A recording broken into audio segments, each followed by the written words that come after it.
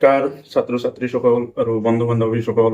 প্ৰথমে অসম এডুকেশ্যন চেনেলটোলৈ তোমালোকক স্বাগতম জনাইছোঁ। আজিৰ এই ভিডিঅ'টোত আমি আলোচনা কৰিম 2026-27 চনত তোমালোকে কেনেকৈ এটা চৰকাৰী চাকৰি পাব পাৰা।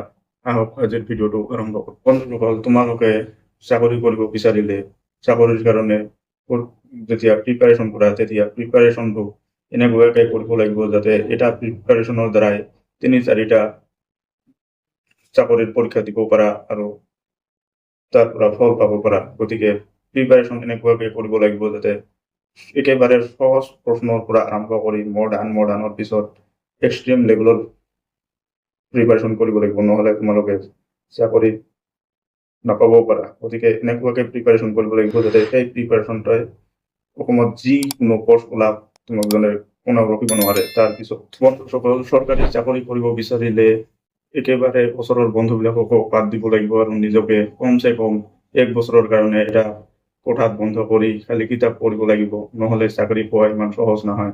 আজিৰ দিনত কম্পিটিশ্যন বহুত হাই হৈছে। গতিকে বন্ধুসকল, তোমালোকে নিজকে এটা শ্ৰেণীৰ কোঠাত বন্ধ কৰি কেৱল ন্যূনতম যিখিনি প্ৰয়োজনীয় কাম সেইখিনিৰ কাৰণেহে ৰুমটোৰ পৰা বাহিৰত ওলাই এই কামখিনি কৰিব আৰু দিনে ৰাতিয়ে কিতাপ পঢ়িব, দেখিব তোমালোকে এটা চৰকাৰী চাকৰি নিশ্চয় পাবা।